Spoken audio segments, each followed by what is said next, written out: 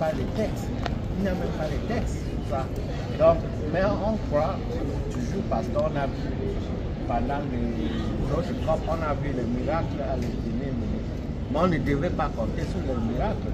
Ça montre quoi? Ça montre que la communauté internationale, surtout les pays développés, ne sont pas prêts à discuter et à prendre une résolution sur l'adaptation, comme ils prennent souvent sur la l'atténuation.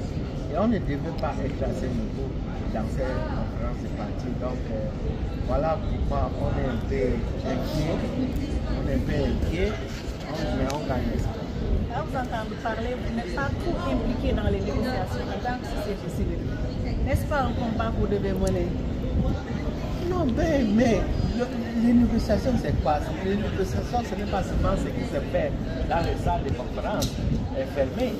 Les négociations, ce sont les ateliers, les side events, les campagnes que nous sommes en train de mener et tout ça. Ça influence les négociations. Donc, ça veut dire quoi? Il est vrai, les négociations sont pour les partis. Les partis sont les États. Mais c'est basé sur ce que nous demandons. Parce que si les négociations ne sont pas pour le peuple, ça compte. Donc voilà nos contributions. Nos contributions sont vraiment importantes et cela, voilà pourquoi nous avons les espaces pour contribuer pendant tous les camps et toutes les intercessions. Mais nous voyons que si on continue comme ça, l'Afrique va continuer à perdre. Parce que les conséquences ne pas du changement climatique. Ça se fait déjà partout en Afrique. Afrique de l'Ouest, Afrique centrale, Afrique du Nord, Afrique de l'Est, Afrique australienne. Donc, il faut que les négociateurs africains prennent encore le temps et insistent sur une proposition qui est d'abord le plus scientifique, qui est d'abord le plus équitable, qui est d'abord le plus juste, le plus compétent. Nous avons la position le plus progressive pour l'environnement comme pour l'homme. Donc il faut qu'on continue. L'adaptation reste la priorité. L'adaptation reste la priorité de l'Afrique. En COP, y a-t-il une évolution? Vous l'avez dit depuis Copenhague, on en parle. Y a-t-il une véritable évolution? Cette fois-ci, bon, au début, on a parlé d'annonce des fonds. Maintenant, certains disent que c'est insuffisant. Bien sûr. Quand vous regardez, vous voyez, à Sharm el-Sheikh, quand les autres célébraient déjà le Nobel, il y aura le fonds. On a adopté, n'est-ce pas, ces fonds. L'opération des fonds devait être prise, la décision devait être prise. Ce qui a été fait dès le premier jour. On est d'accord, ça devait être fait comme ça. Mais il y a une différence entre l'annonce et l'acte. Vous voyez que le financement, nous on pensait que dès qu'on annonce que c'est déjà là et que c'est déjà opérationnel, on devait avoir beaucoup d'engouement en ce qui concerne le financement de ces fonds. Mais qu'est-ce que nous avons vu? Aujourd'hui, on parle de 700 millions de dollars. Cela représente quoi? Là où il y a eu la sécheresse ou bien l'inondation, 700 millions fait quoi?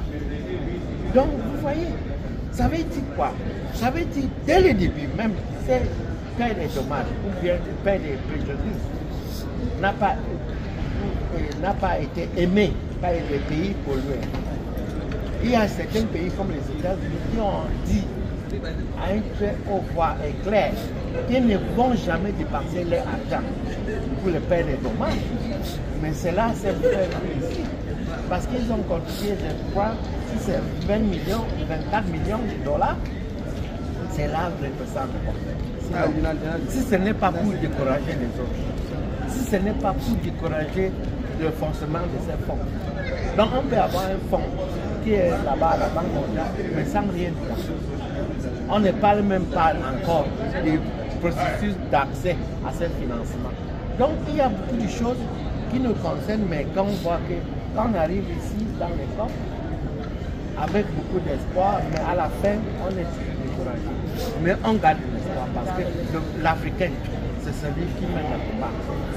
Docteur Augustine, l'organisation que vous représentez, FACJA, tient aujourd'hui à son 4e ou 3e point de presse, je crois.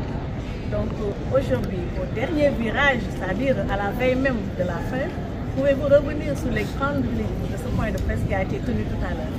Le point de presse est centralisé sur le fait que nous sommes un peu, n'est-ce pas, déçus par ce qui s'est passé ici, parce qu'il est vrai que nous avons chaque fois, dès qu'on avait annoncé la présidence de CECOP, on avait annoncé, c'est un président qui sort des compagnies fossiles.